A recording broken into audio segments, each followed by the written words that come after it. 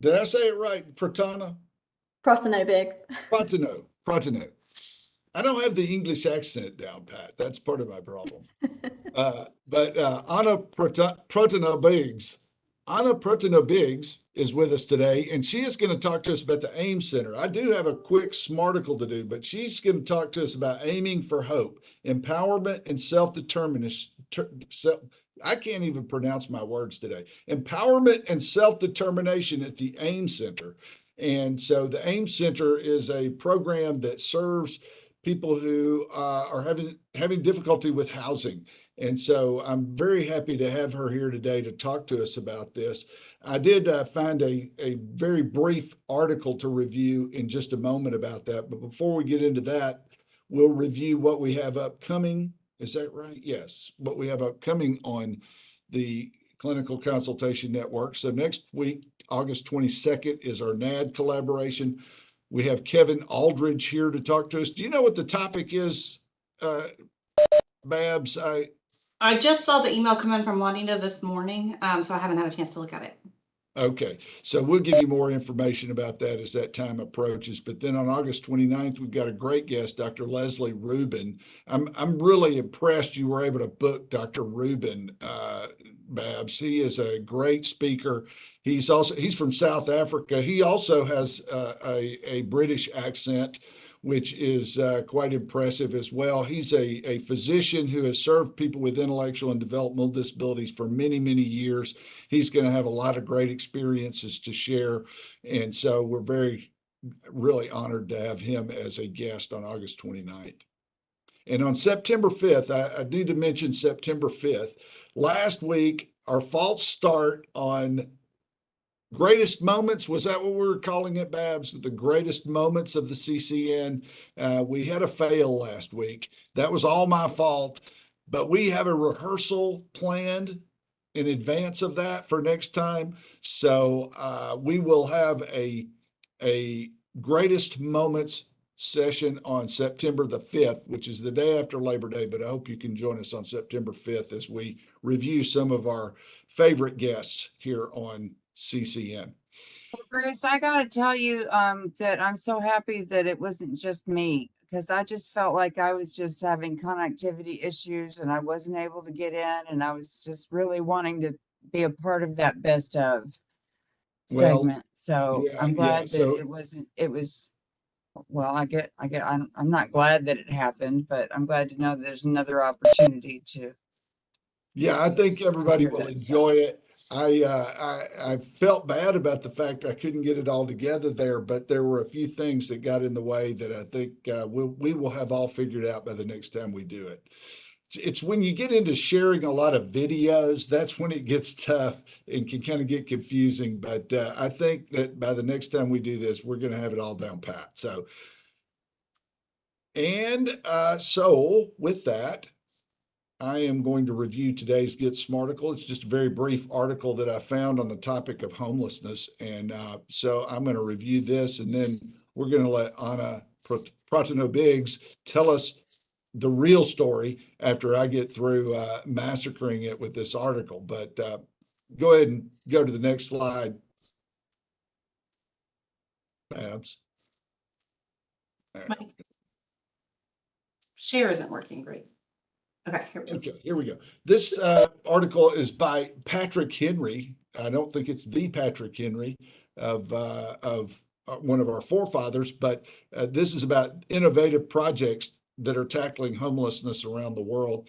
And this is out of the World Economic Forum on October 29, 2021. Next slide. Background here is approximately 150 million people, or 2% of the world population, are homeless. The pandemic led to a spike in poverty that's made the homeless problem even worse.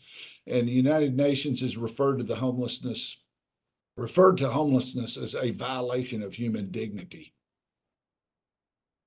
There have been some innovative solutions out there, and I can't really speak to all of these in very much depth, but one of the innovative solutions is to build these mini homes that have been helping a lot of people who are homeless to have a place to lay their head and to have shelter.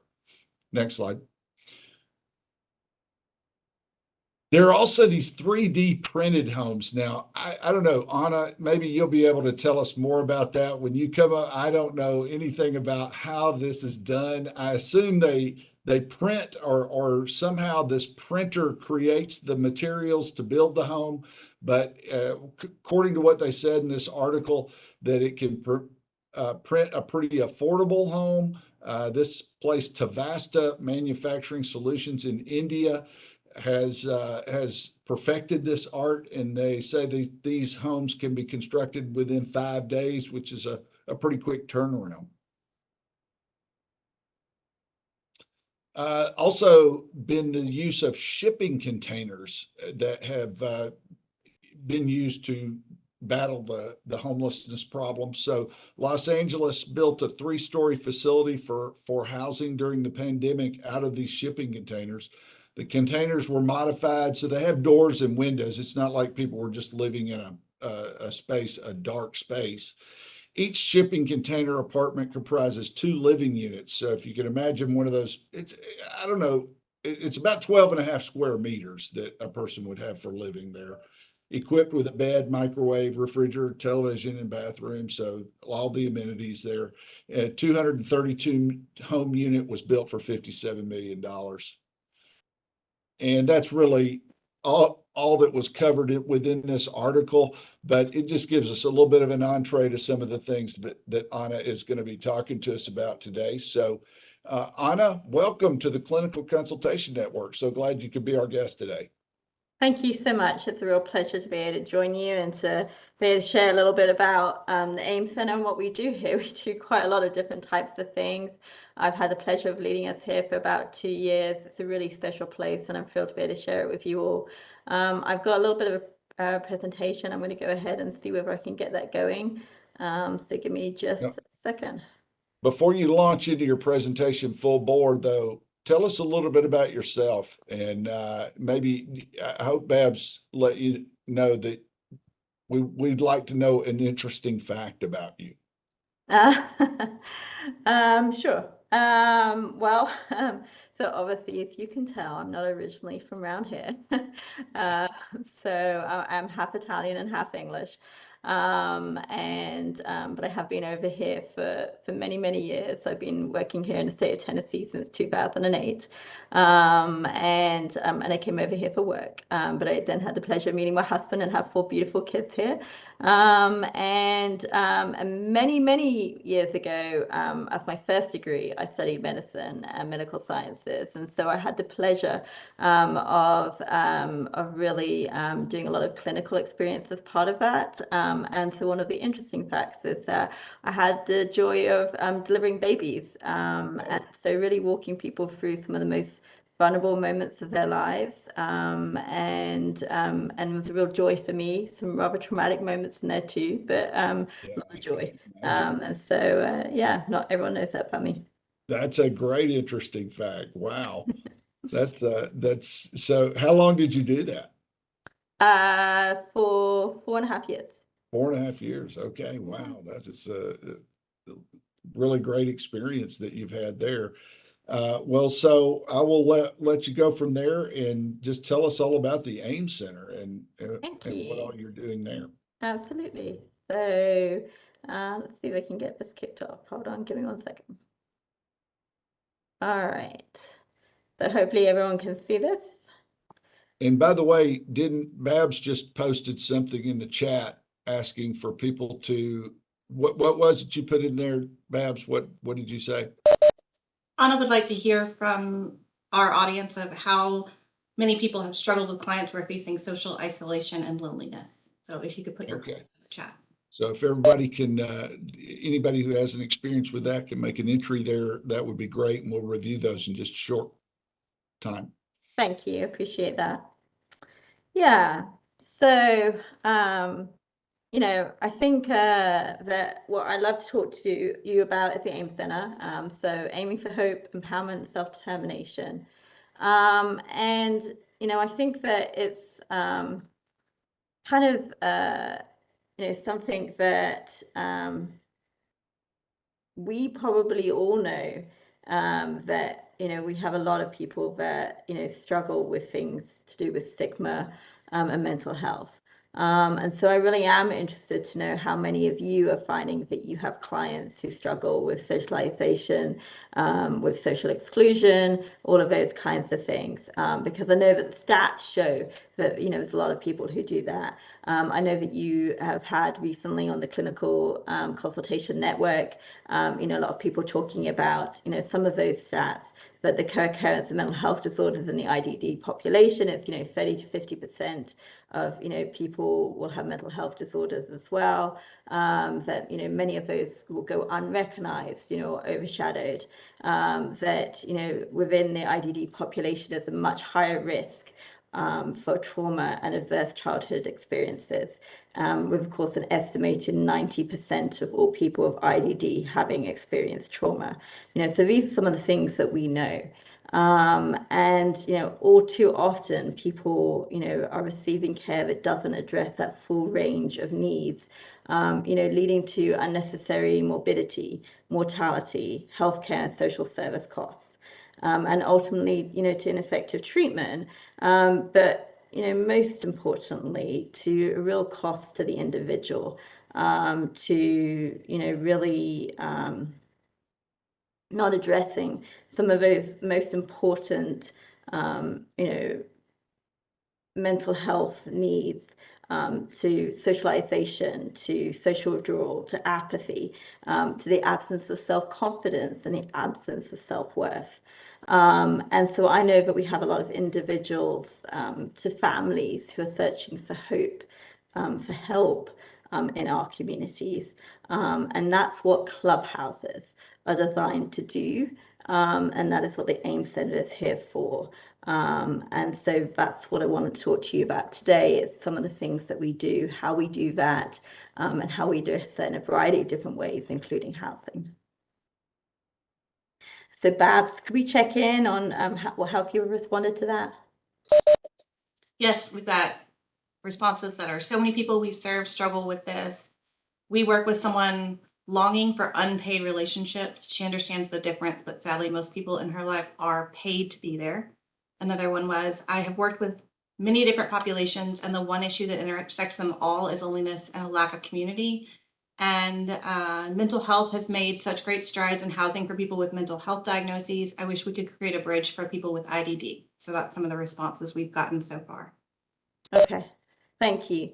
So I think, that really brings the great points up about the lack of community and about people being paid to be there, right?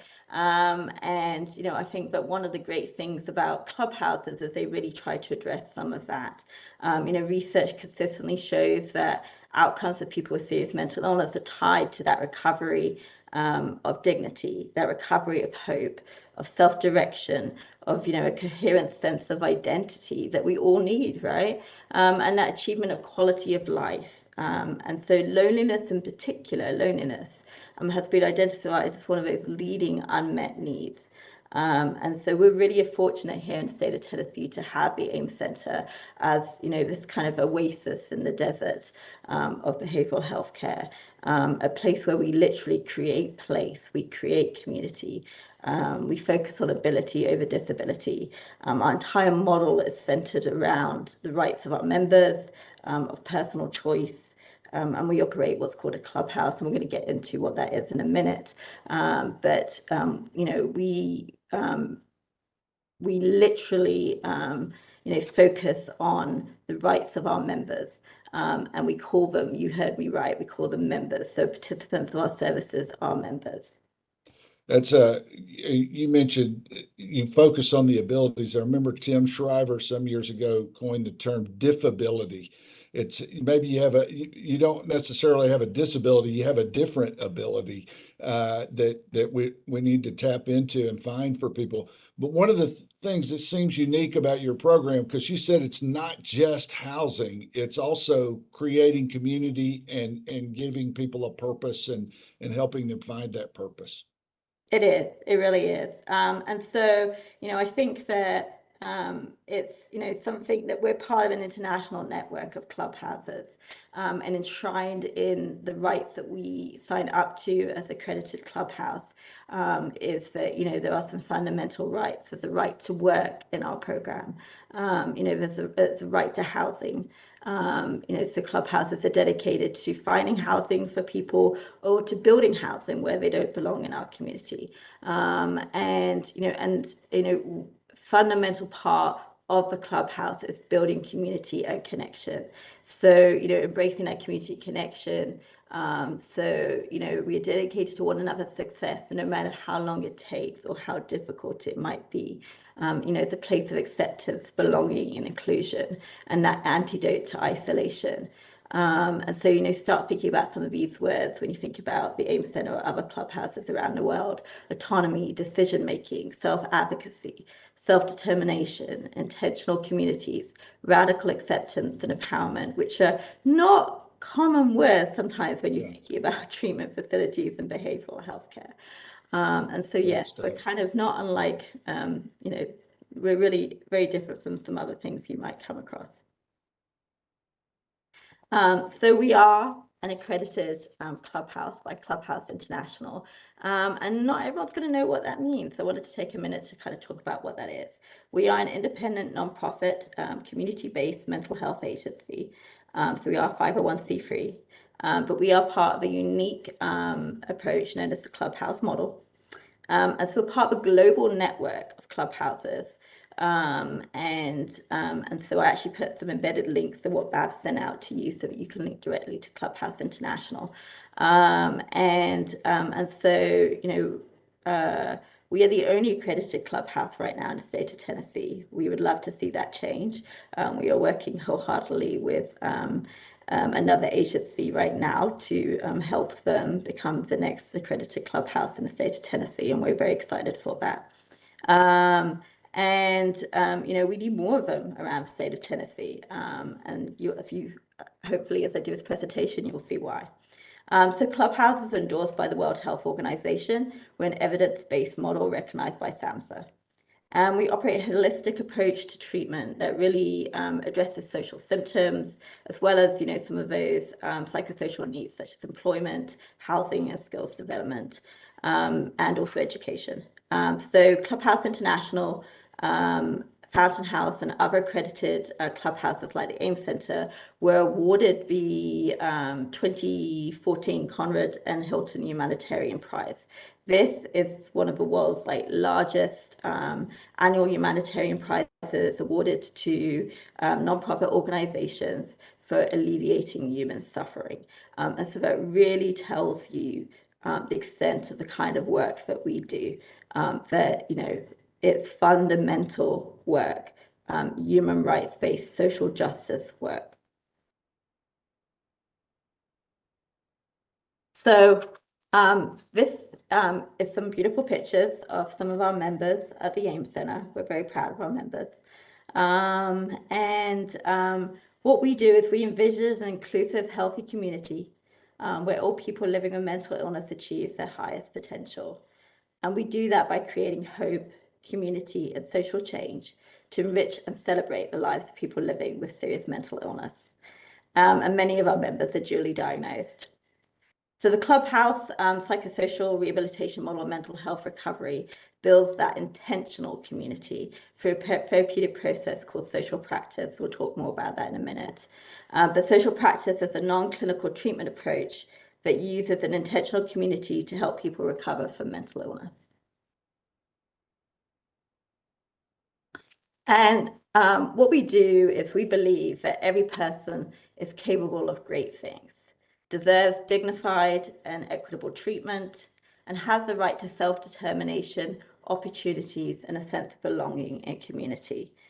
And what's really important, I want you to know, is that the AIM Center says anyone over the age of 18 living with serious mental illness.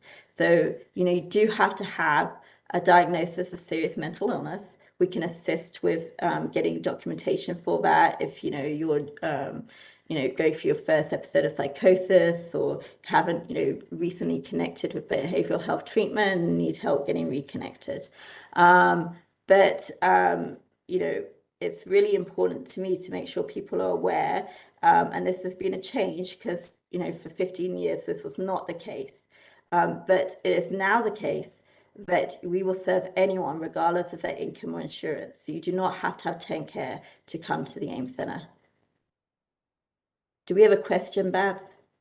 Looks like somebody, Salita has raised her hand to ask a question. Yes, just really quick. I'm sorry. But I started my career with the state with the Department of Mental Health, and so I'm really, really intrigued by this.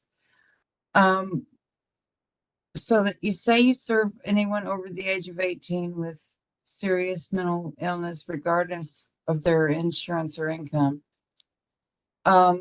So is there a specific, like,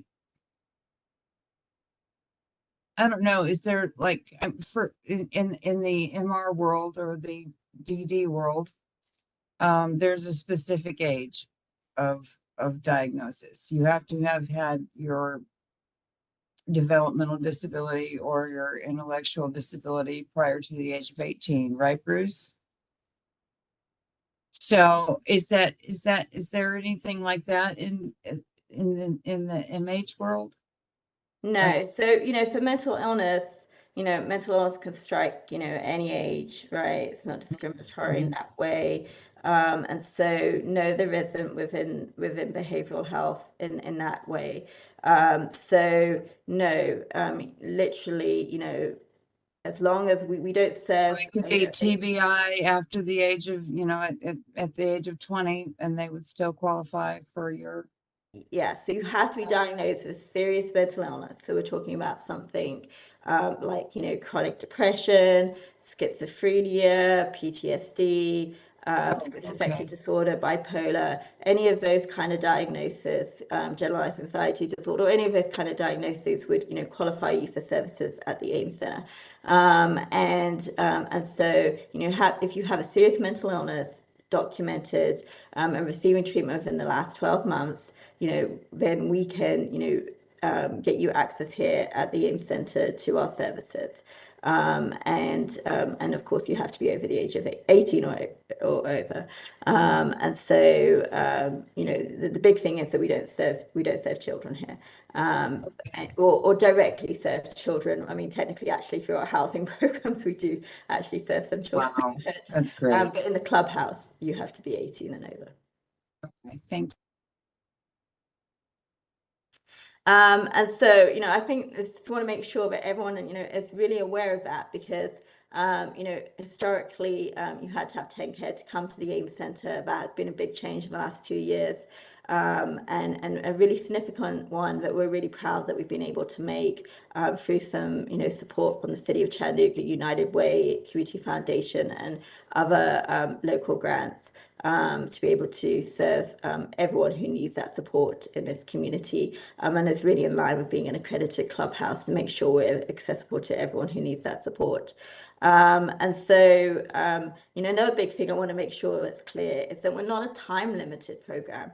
So I know that often, when you think about behavioral health, a lot of programs out there in the community are time limited, but a clubhouse, once a member, always a member. So membership is voluntary and without time limits, and that's enshrined in the standards, accredited standards that we sign up to as a clubhouse. And so, AIM Center Clubhouse members work side by side with staff members. And a powerful part of our model is that we get to see recovery in action each day and see that growth of members. And it's really beautiful to see.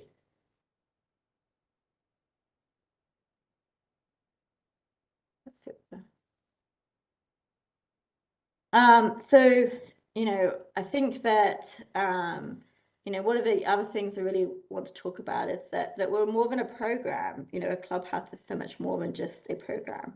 So it's a community of people committed to each other's success, to, working together, to, being part of those daily opportunities to get involved and develop friendships, to, participate in important work of the clubhouse, to employment, education, developing healthy lifestyles, and receiving access to healthcare and needed social services.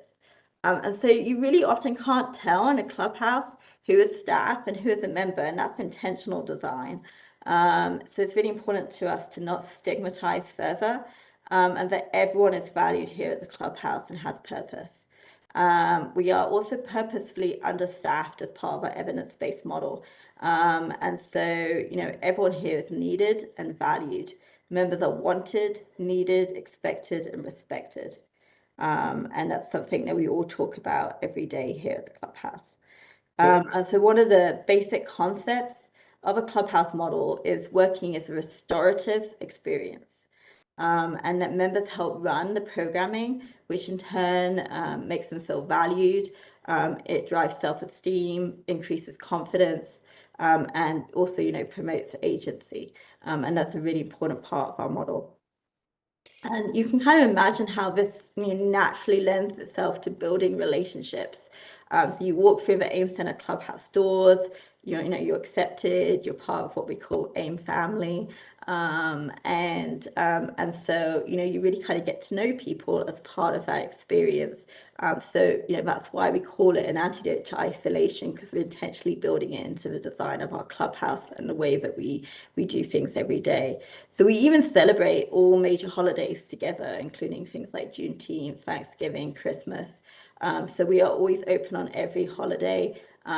Often, people don't have access to celebrate with anyone else in the community. So it's really important to us to have that available for them to come to the clubhouse. We know for many of them that we are their family in this community, and that's important to us to have, availability for them to come here and celebrate with us.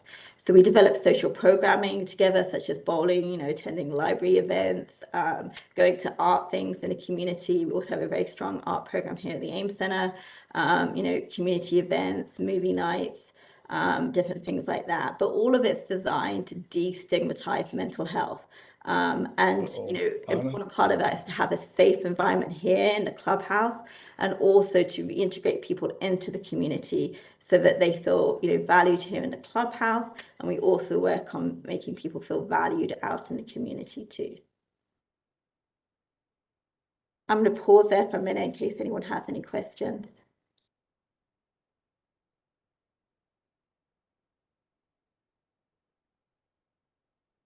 No? Okay. So I said that, one of the big things that we do to make this work effectively is social practice. And so, that's a non-clinical treatment approach, but builds this intentional community to help people recover. And there's 5 key elements to that I wanted to just talk about real briefly. Social design, engagement, relationship development, natural feedback and intervention, and transitional environments. And the real focus of these is to make people feel less like a patient, the way people might often feel when they're in other behavioral health settings, and more like a human being and feeling respected and promoted for their own identity and self-worth. And so we're focusing on people's strengths, working towards recovery goals, building relationships, discovering their purpose and cultivating healthy routines. All with that support and guidance of dedicated and healthy trained professionals here at the AIM Center. But we're also able to address and identify obstacles in real time, while giving people with serious mental illness that kind of guided recovery, and preparing them to reintegrate into society. And so I think it's really important that we're able to have every individual has their own treatment goals with a trained professional. So it's sort of essentially looking at those sort of targeted, bio psychosocial factors. But each individual is able to operate autonomously with full control over their own daily routines, goals, and desired outcomes. So choice is a really essential part of a clubhouse. That's why self-determination and autonomy are central parts of a clubhouse. So everything by design is self-directed, which leads to promoting that self-esteem, that autonomy, and that resiliency. And so, when we talk about those elements, that social design, comes down to we're creating that the social and that physical environment, where members are able to participate in their own recovery. So, thinking about like literally the physical space, but also the engagement, the interactions, having places of refuge here at the clubhouse. To thinking about engagement, and really critically here again, those most critical aspects of that is encouraging engagement, but also that choice and control on how people engage, whether they want to engage and how they develop those interpersonal relationships.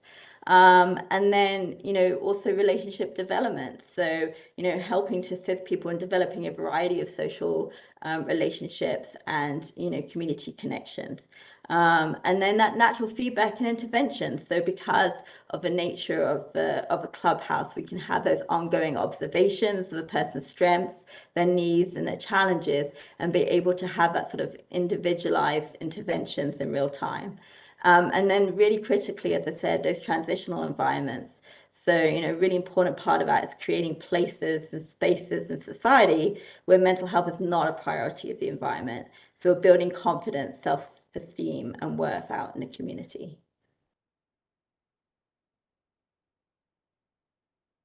And so what we're doing is basically addressing the social determinants of a healthy life, that connectedness, a place to belong, access to help with needed social services, that safe and stable housing that Bruce was talking about, the supported education, the employment, access to and helping with quality healthcare, promoting wellness and healthy lifestyles, friendships, and a social network. While we're on the slide, we did have a question come in talking about the relationship between the clubhouse and enabling tech and how that's utilized. And enabling tech? Yes, enabling technology.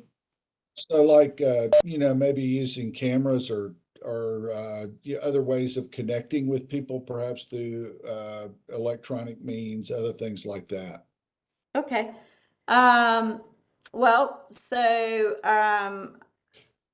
this is kind of a buzzword that we use in our department that is not necessarily like universal, but what we're just talking about are different sorts of things to help people be safe or to be able to communicate with others, different sorts of technological means for that. It's probably something that's commonplace in what you do. Okay, so yeah. But also, Bruce, it's also about, a respect for a person's privacy, and like they may not always want, they may be high functioning enough to where they don't have to have a staff person there with them. They may not want them in their space, and to give a person a sense of independence and autonomy. Yeah.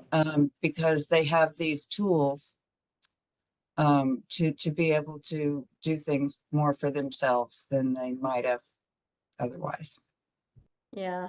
So I don't know that we've had a lot of examples of people using that here at the AIM Center presently. I think that of course, we embrace everything that members bring in here. So if members were using, enabling tech and assistive technology, then, that would just be a natural part of, how we operate here at the AIM Center. So I don't think that would be, members bring things in all the time and teach us, new things here at the AIM Center. So a big part of what we do, for example, in education, is that members tutor other members. And so we have peer-to-peer tutoring here. So we have lots of different ways that members support other members in skills development. That's a big part of developing a community here. And so I think it would just be a natural part of that, if people have, enabling tech, that, they would be able to connect in, and if that's their way of connecting into a community, that would be something that the community would embrace. Yeah, what makes this a little bit innovative within our community is that a lot of times people with intellectual disabilities have been assumed to not be able to do certain things, and the technology can help them do those things that they couldn't otherwise do. So that's where it becomes a little bit innovative within our particular sphere. But and I've often said to myself, everybody in this world has a cell phone now. or not everybody, but most people have a cell phone now, but a lot of people with disabilities still don't have a cell phone, as an example, which is just a basic that most of us think we need, at least to be able to communicate with others. So that's where it becomes sort of a real big movement within our field. I got you. Well, one of the big things we do have here in our education is that we do a lot of basic we do a lot of if you don't know how to read or write, we support that. We do a lot of basic technology classes, and we've partnered with people in the community to be able to get out. With Tech Goes Home here in Chattanooga, to be able to get access to technology. And so, we've done a lot of partnering with them to be able to train people on how to access technology and devices, and to be able to, learn how to use those. And so we've been able to get a lot of devices into the hands of our members. And so, whilst, I don't know, but we've, had a lot of specific assistive technology use yet. I think that we have been doing a lot of stuff to get that knowledge out there. And so I agree with you that there's a lot of people who feel that historically not everyone's had the same access to technology, and I think that's something that at the AIM Center we really want to make sure is changed, that everyone has the same access to things that out in the community we all have access to.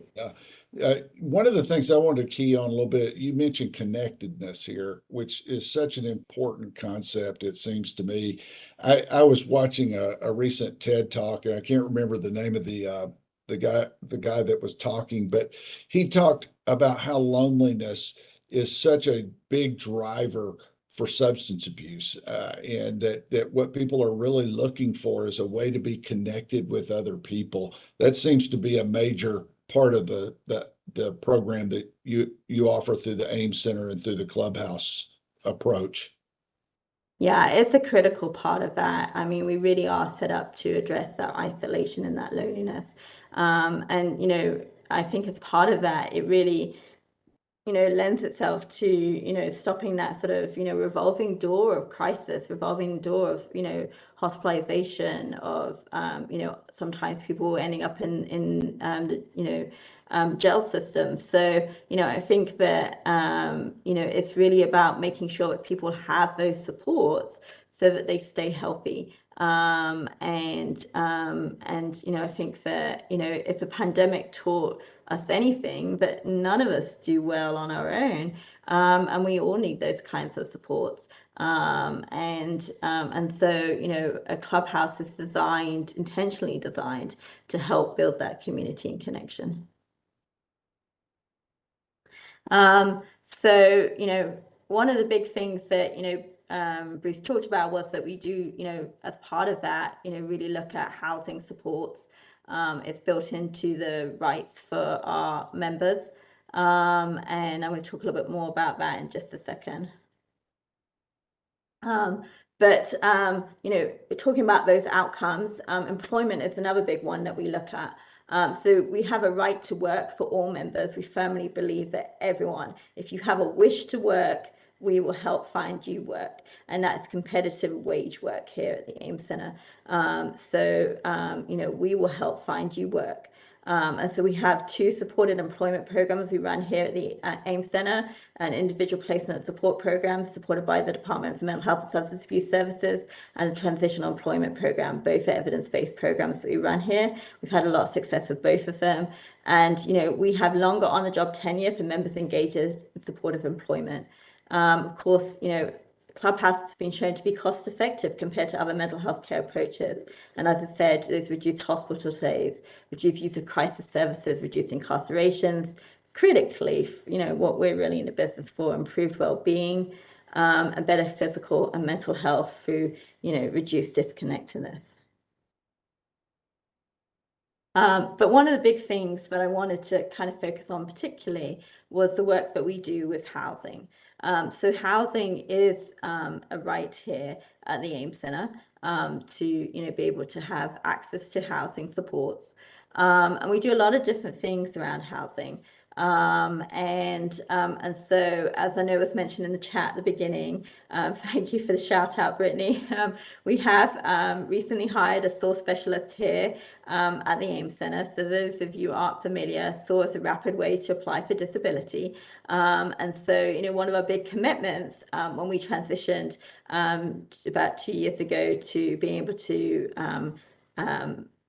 have anyone who needed our services be able to connect into the AIM Center was that if we were going to be, you know, having people who are uncompensated, you know, come to the AIM Center, we wanted to make sure that, you know, we were adequately serving the needs of our community.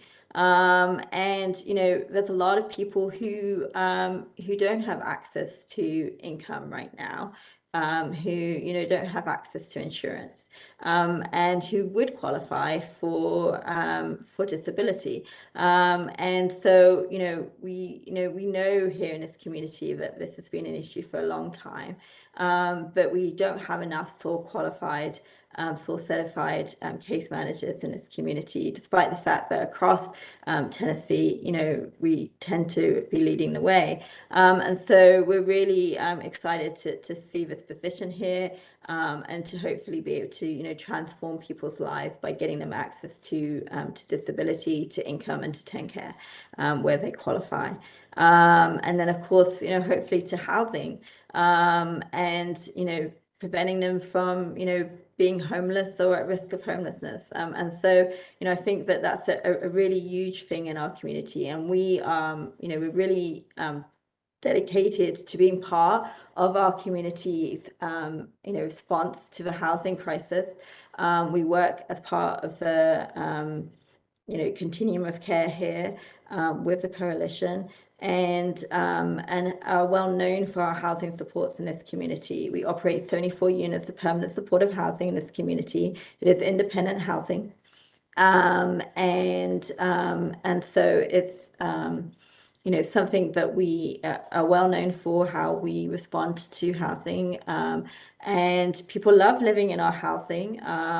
And you know, we're hoping to grow more of that in this community as well. So we're very excited to have multiple grants from the department that we're using to hopefully grow some more housing in this community. So in partnership with private developer Vicino, the Chattanooga Housing Authority in the city of Chattanooga, we're hoping to grow out the Aspero program, which we have received some funding from the Tennessee Department of Mental Health and Substance Abuse Services for the Creating Homes Initiative, and CHH funding as well, to be able to build out that. We've received about $5.9 million in grant funding, and also low-income housing tax credits to be able to build out the Aspero project here in Chattanooga. So Aspero, for those of you who aren't familiar, is Spanish for I hope, and as part of our continued commitment to building a community of hope here in Chattanooga, and we'll create a 60-unit mixed-use housing complex on Main Street. With a minimum of 19 units will be set aside for the justice involved in chronically homeless living at or below 30% of AMI, with all qualified applicants living at or below 60% of AMI. We already have 60 Chattanooga project-based vouchers set aside for the Aspero project. So we are hopefully close to getting this over the finish line. We do have a $2.5 million gap that we are still looking to close in our capital stack. So any of those of you who have creative ways to help me close the gap, please get in touch. I'm looking to finish closing that gap. But we are really excited that we are close to being able to bring this to our community. It is much needed housing, you know, supports in this community, and so, you know, this is part of ongoing other commitments that we have to bring more housing to the Chattanooga and Hamilton County area. And, you know, I think that we all know that there's a housing crisis. And, you know, we are dedicated to making sure that those people that we serve here at the clubhouse have available access to housing. And it's one of only a few ways that we help support people through our Housing Resource Center here at the AIM Center. We have a multitude of grants from the Department of Mental Health and Substance Abuse Services to make sure that people who are at risk of homelessness or homeless in our community have access to supports, We also can serve people through a CTTS grant, who are at risk of homelessness, to get supports for utility payments, for deposit payments, for dental help and assistance, vision assistance. And so there are a variety of different ways that we support people in this community. And housing is something that is a critical goal here at the AIM Center to support. And I think that one of the things that I kind of just wanted to finish on is that recovery is a project that we take on together here at the clubhouse. And really our clubhouse wouldn't be what it is without all the people that make it part of it. And so it's just a few of the people that help make it part of what it is. Dr. Thomas Insel, the former director of the National Institute for Mental Health, has this great book that I highly recommend if you haven't read it, but you do, that he published in 2022, Healing Our Path from Mental Illness to Mental Health. He in it asks, does the clubhouse deliver? And he says that, we now have over half a century of research with more than 50 studies demonstrating that clubhouses reduce unemployment, reduce or delay rehospitalization, and improve health outcomes at a lower cost. This model is not only the origin of recovery, it could be the future, where people, place, and purpose become the foundation for mental health care. And so, I hope that if you're here in the Chattanooga area, you will come see us. Our members absolutely love giving tours of our clubhouse. We also have tours available of our housing. And we love to share everything that is about a clubhouse. We also love to help grow new clubhouses in the state of Tennessee.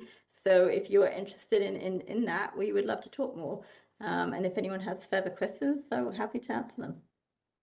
I think we've got a few comments in the chat box then there, Babs. A few additional comments. Yeah, Brittany said, so we're so impressive. Getting SSI or SSDI benefits started for people struggling with homelessness literally saves lives. And Solita said, the Creating Homes initiative started by Marie Williams has proven to be a great resource for how to leverage funds for a myriad of housing options. And then Solita said, I hope I don't sound critical. I'm just passionate about the cause. So those are the comments we've gotten. And you do have some connections with Tennessee Department of Mental Health through the AIM Center, right, Anna? I'm sorry, Bruce. You do have some grants that you've received through the Department of Absolutely, and we receive a Creating Homes Initiative Chief Free grant towards this Sparrow Oh, program. wonderful, wonderful. Mm-hmm. Absolutely. So yes, we have multiple grants that have in that $5.9 million stack for the Sparrow project, and then many grants, 9 grants, That's fantastic. that we use from the Department of Mental Health and Substance Abuse Services to run our daily programs, both in the Housing Resource Center and then our IPS programs as well, are funded through the department. Now, Anna. It's Anna, right? Anna, yeah. You had mentioned that, you have tours of your sites, and that's wonderful. And I know that a lot of people in our IDD community would love to see those, but I want you to also be aware that we have some enabling technology model homes across the state that we offered tours of, and I don't know if that might be something that would appeal to.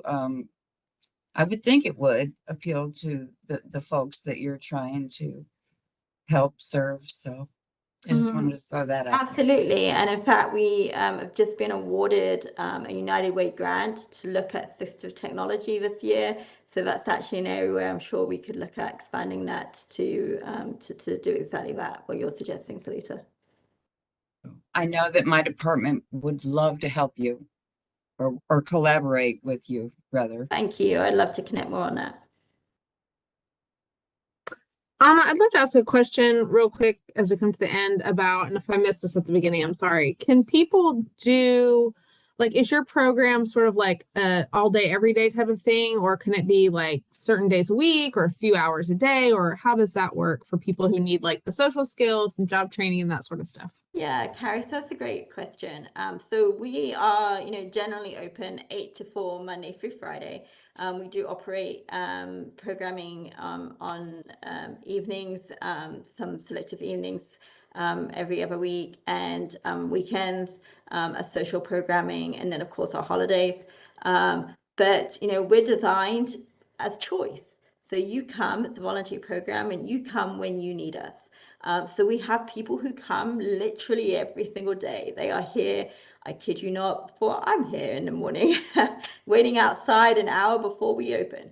And we have people who, who come, once a week or once a month.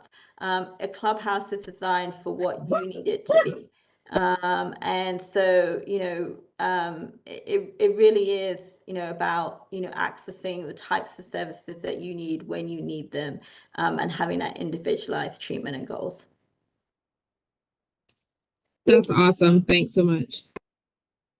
Well, that's super. I'll tell you, it reminds me so much of Maslow's hierarchy, meeting those basic needs that people have so that they can flourish and really excel in their lives and be successful in what they want to accomplish.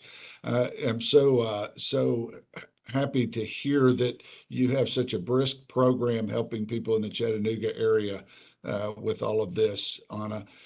Thank you so much for being our guest today. Thank you. I really appreciate the opportunity to share. Yeah, you've been on here before, right? We had you on CCM before. Was it some other forum that It was another forum. Okay, okay. Well, in any case, we'd love to have you back sometime. If you ever want to bring any of your members on as guests, we'd love to hear from them as well. But this has been great. Thank you so much for sharing all of this. Hopefully, this can become a model, the clubhouse model, that will be used more frequently throughout the whole state of Tennessee. And so, thank you so much again for being here today, Anna. Thank you. And thank all of you, the members of our network. This wouldn't be a network without you. So really appreciate you being here today. Join us again next week for Kevin Aldridge, who will be our fourth Tuesday feature involving our NAD collaboration. So please be here next week to see Kevin's presentation. See you folks next week.